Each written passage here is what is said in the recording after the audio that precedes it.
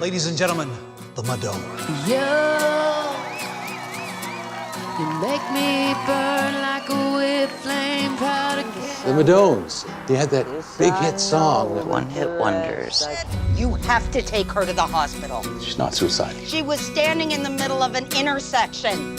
You have to take her. She's your mother. She's your sister. Tara, Lucy, and Lenore. Let me start with you, Lucy, or should I say Rose? What can you tell us as succinctly as possible, if that's possible, but about the Madones? From Rose's perspective? Yes, please.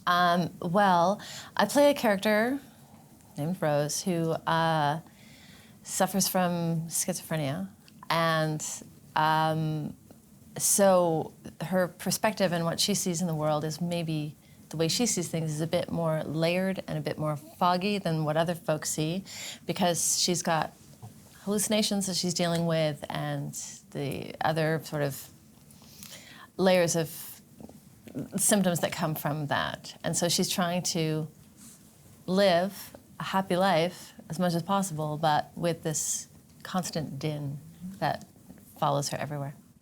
And Lucy, I know in film sometimes things are shot out of sequence, but certainly the first 5-6 minutes of that film really establishes the tone and your character and the struggles.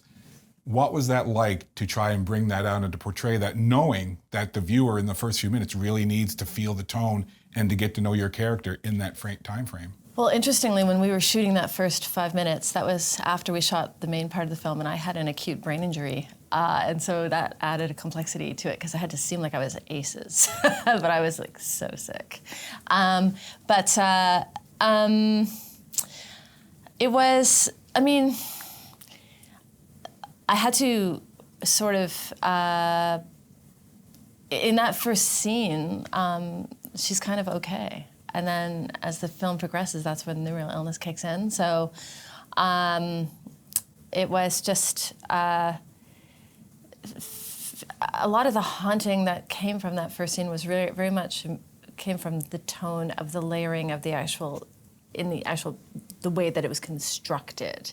And so a lot of the heavy work was done for me by the post-production team in that case. But it was, I mean, it was the only time that there gets to be vibrance for Rose is in that scene, really. And Tara, you know, this is about three sisters who were a singing group and had a big hit and had a lot of popularity and notoriety, and then on to the B-side, as I read in one review, where things kind of break apart and the mental health issues of one of your sisters comes to the forefront. You play obviously a main character as well in talking to the son and trying to kind of pull things together. What was that like for you, and wanting to be able to establish your character, but also keep that spotlight on the importance of knowing what was going on with Rose? Well, one thing that I loved about this film, and I loved about the people that made it, was the view of the film was, it's going to be real. It's almost got a documentary feel in that sense. So I was really I was trying to kind of live in it as, what would you be feeling in this instance? Like, if there weren't cameras, it almost felt like we'd allowed cameras in to our family, you know, and we're being followed by them, rather than we're acting and this is a performance and here we go. And so it just felt very organic. I don't know if that answers your question, but that it does, and I'll follow up with kind of, again, just the tonality of mental health issues, which, as we try to talk about it more, there still has a stigma attached to it, Absolutely. Right? What kind of things did you pull on yourself to kind of help you pull out a realness in your character to make it feel like it was a documentary crew following you around and not someone acting? Well,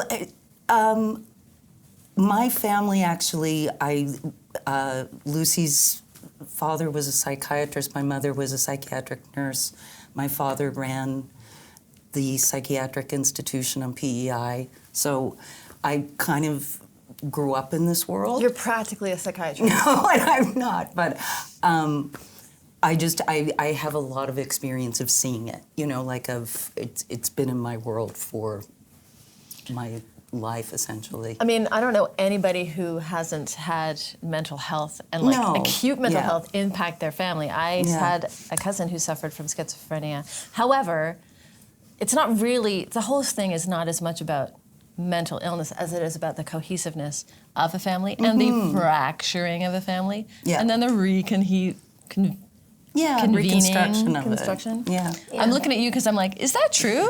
Are we lying right now? To that point, Lenore, your character comes in a few acts Yeah. into the film, and you're certainly a vivacious character. Energy, you've got the leopard skin coat. What was your kind of take when you first read the script and knew what your character was and how it fit within this dynamic of the sisters, but also the larger cohesive unit of a family trying to deal with all this? What were your initial thoughts, and what were some keys for you in kind of bringing that out of your character? Well, first of all, I've got to say, it's a beautiful script. I read the script and I fell in love with it, and I fell in love with the characters.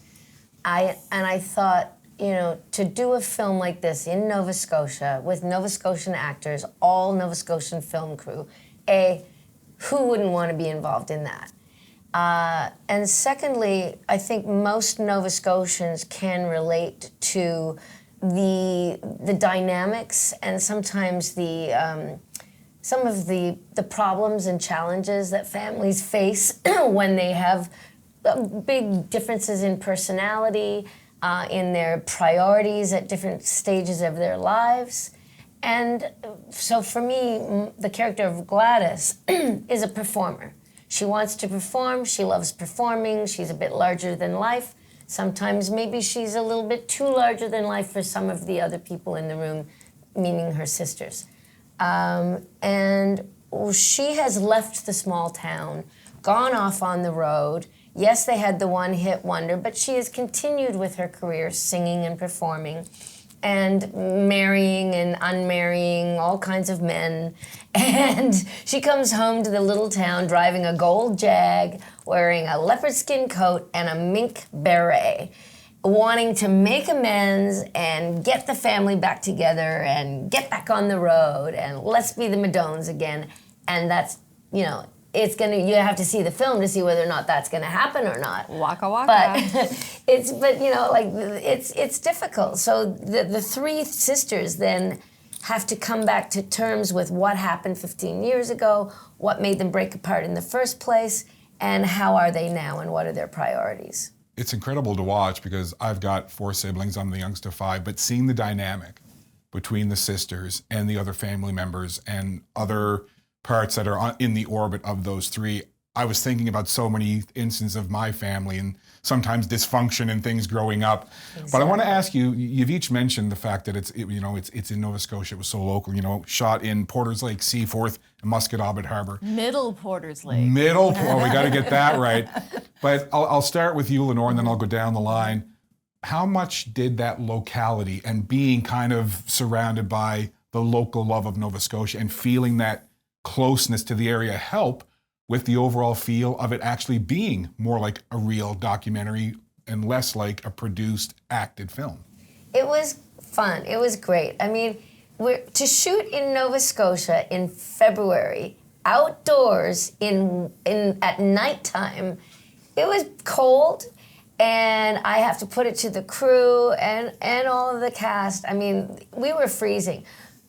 But to drive from Truro to Porters Lake every time that I shot, and then arrive there and be with my compatriots, it was fun. It was fun, it was exciting, and a lot of the people that are in the show I've known at various different stages of my life, like Bryden McDonald. I used to call him my evil twin.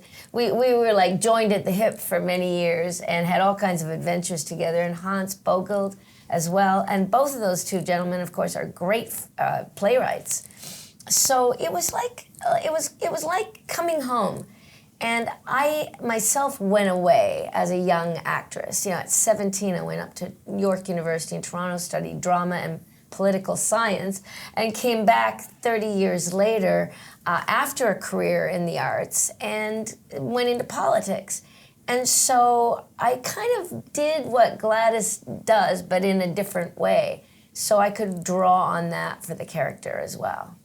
And to you, Lucy, you know, you've done many things, and there's been many different things that you've taken part in, been a part of, but you're certainly known for your time, Sunnyvale, Trailer Park Boys, so no stranger to local and shooting in the area. But same thing to you. How much did being kind of home, so to speak, help with you kind of slipping in and enveloping that role? So there was a pandemic. I don't know if you heard about it. And so prior to coming back to Nova Scotia to shoot this film, I had lived in isolation for 2 years alone, where I would on average see, apart from when I would go to work, which I was sort of doing, like I was working a lot remotely, but I would socially see somebody on average for an hour a week. So I was like starving and gagging for like connection with anybody. And so to go from that solitude, and also I was living in Winnipeg at the time, which has its own complexities. So coming back to Halifax and going onto a film set, and when I found out about different people being involved, it was so exciting. I got a text from T. Thompson when he found out he was cast as my son he wrote to me, "Ma." And I was like, oh, Angel Pants. And then there was a guy who was the focus puller named Paul, and I went to his house. I often go there uninvited, literally never been invited to his house. And his partner was like, oh, Paul, he's shooting. And I'm not gonna lie, shed a tear. And it was just like, so yummy. And you know, it did have a very family feel, and there was one point, because we were supposed to be masked all the time, and some of us were worse at that than others. I was maybe bad at that. And at one point I just heard Karen Wenzel was one of the producer of the show, was just like, I don't want to be everybody's mom. And we were like, oh, we got to put the masks on, buds. And so it was, while some of the subject matter of the show is quite heart-pulling, and sometimes that's in a warm way, and sometimes that's in a more acerbic way. There was a bit of a laugh Olympics. Like, we laughed a lot, very much. There was one scene that we shot, which was not a funny scene. No. Oh my God, it was very not a fun, sad scene. But I was like, I don't know if I'm gonna be able to get through it, because Tara, if you don't know if you do, she's quite a funny woman. And I was like, I'm not gonna be able to get through this without like it turning into a giggle monster fest. It wasn't. We cried a lot. And I want to ask you about the local thing, but I want to kind of pick up on that as well. You're talking about, you know, a sad scene and you know, a lot of the tonality of the film, and it's heavy subject matter, but off camera, you know, between takes, whatever, how much did that camaraderie and joy and ability to laugh together help? Sure, so Lucy, I'm a bad person, and I don't know if you folks knew that I did this on purpose, but if we were like setting up lights and stuff, I'd like try to drop an earworm and like sing a Maroon 5 song or something, and then the next day I'd hear someone like singing like "Move Like Jagger," and I'm like, ha, I gave you that terrible earworm. Please don't sue us, Maroon 5. And I just like tried to do that a little bit. Keep it lighter. Keep it lighter. Well, I mean, also, like, just love, like, seeing people, like, messing around with lights, singing bad pop. Or good pop, I guess. Okay, your turn. But I think, you know, there's definitely actors that need time and they have to, you know, concentrate, and I'm going to... And there's a scene at the end that's pretty much the climax and the theme of the film. Oh, yeah. And it takes place, I'm not spoiling anything by saying we're sitting next to each other. And it's a very weighted, emotional scene. And between every take, you and I were like, go. Every take. What do you reckon, mayonnaise or Worcestershire sauce? Which do you like friggin' better, right? And then I had another scene that was just me being filmed, but you were on set. And you came prior to me going out to go, okay, do you want some light? Like, little snappy snap? Did I do that? Yes, you I did that. And I remember thinking, like, it's wonderful, because I don't have that process of,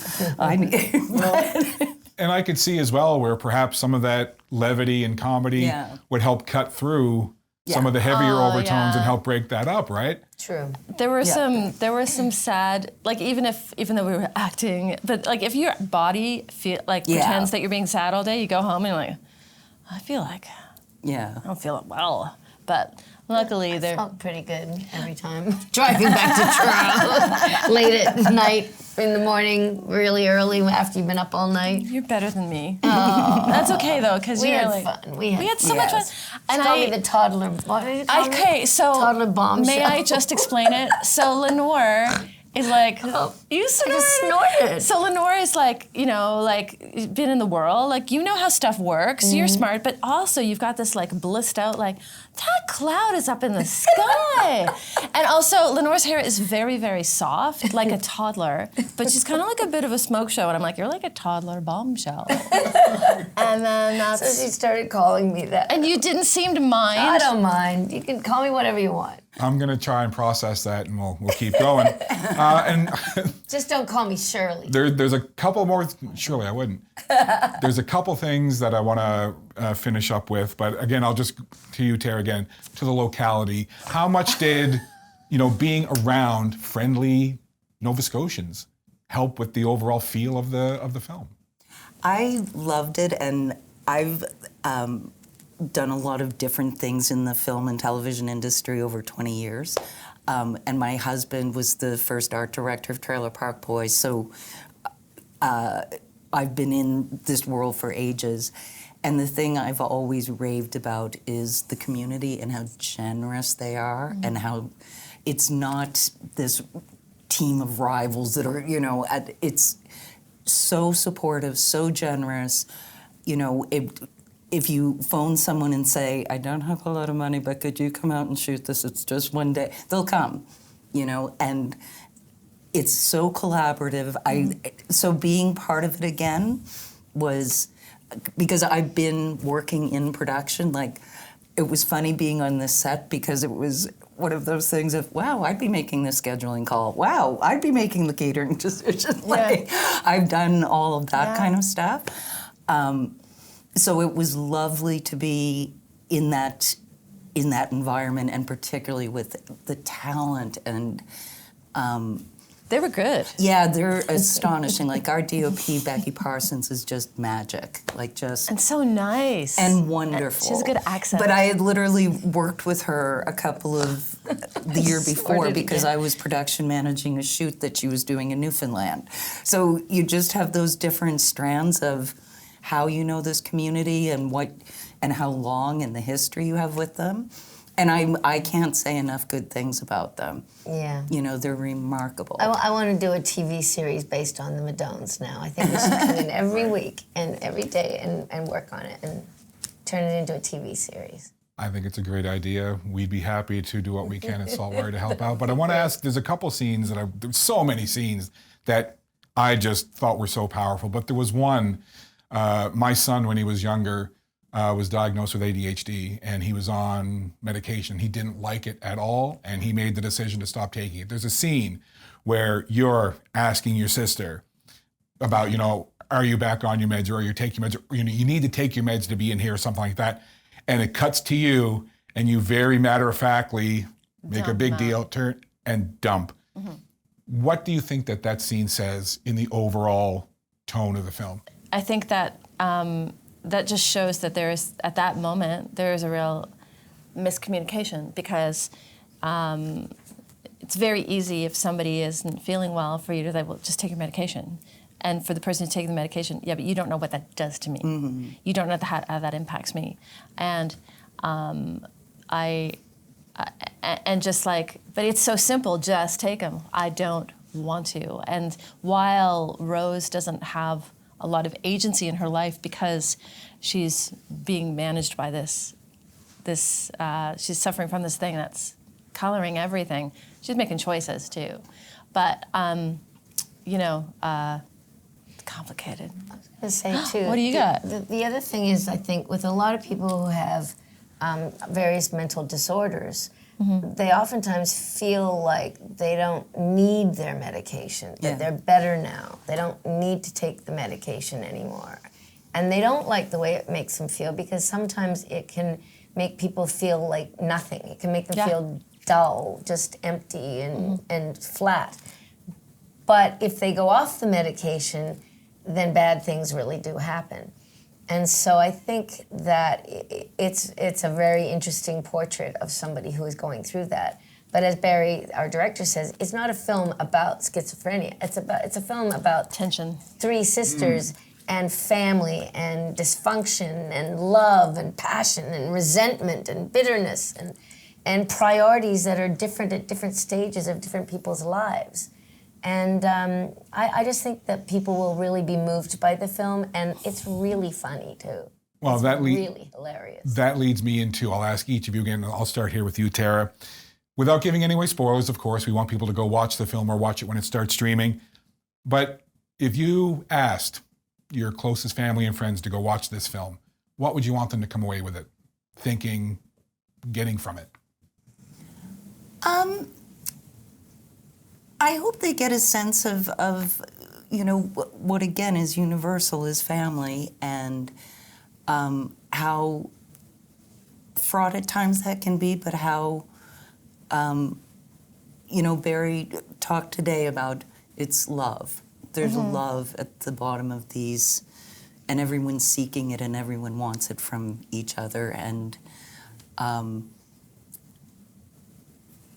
you see that journey in this film, And I'll ask it to you a little bit differently, Lucy, but you're at the after party after the big screening, and you can be a fly on the wall listening to some random people that you may not know talking about the film. What would you like to hear them say? I think that while the character that I play has a diagnosis, no one is immune to mental injury of certain kinds, and everyone's on some kind of mental health spectrum, and it is something that is as universal as family is the precarious things that our brain takes us on. I don't know a single person, and at all, who hasn't themselves experienced degrees of mental fragility, or had family members who have. I mean, I think everybody, everyone's a little bit on the edge of something sometimes. I'm looking at you two because I know you are. But yeah, it's something that there's so much stigma about talking about mental health, but I don't know why, because everyone's got a brain. Some are not as big as mine though, but. And to you, Lenore, same thing, you have some people that that are going to see this film. They're going to come and talk to you about it afterwards. What would you want them to say to you? I just hope my mother and my sister like it. And I'm sure they'll be able to relate to different parts of it. And I really feel that the way Barry discusses the film, that the sisters, when they were together and they had a group and when things were going well, everything was in color. But as that gets taken away, things get black and white. They get darker. And my family, we've gone through a lot of grief. My little niece died of osteosarcoma, cancer a few years ago at 17, and that was really difficult. And so, when joy is taken away from you, it's very hard to get the color back in your life.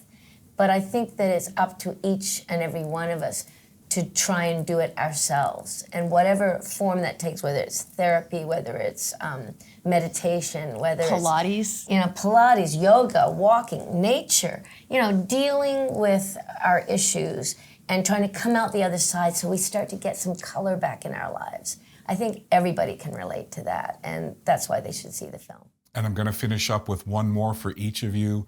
The family is the Madones, but the hit song is The Mad Ones.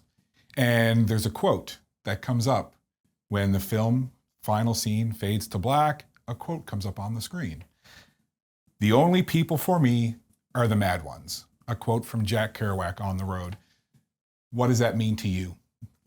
I love it. I think, to put on another hat, I also play Rogue in the X-Men, right? The animated series. And I always like to say to people, we are all mutants. Everybody's a mutant one way or another. We are all different, we're all unique.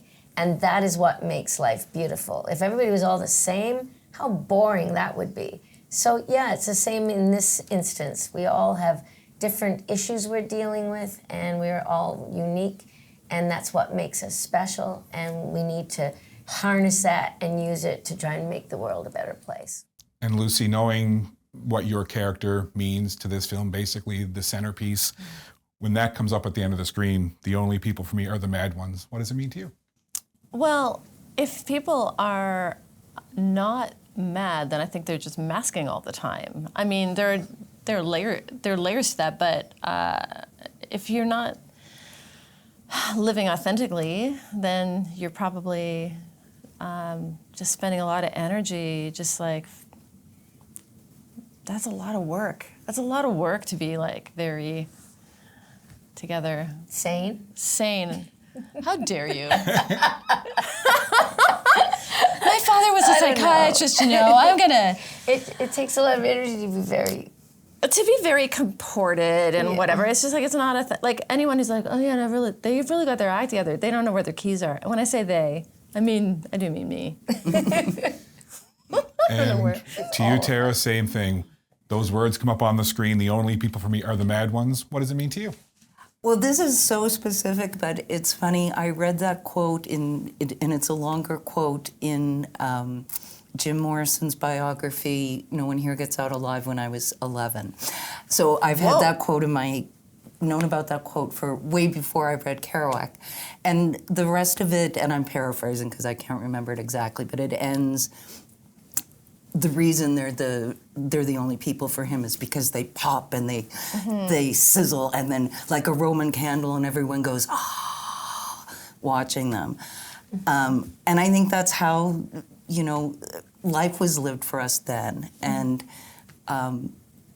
but there is that aspect of the Roman candle going, you know, the candle then being so bright and then blowing out. Yeah. And so I found it even more profound quote with that in mind when I did read that he was quoting that. I was like, oh yeah, and the rest of the quote's really significant for this film too.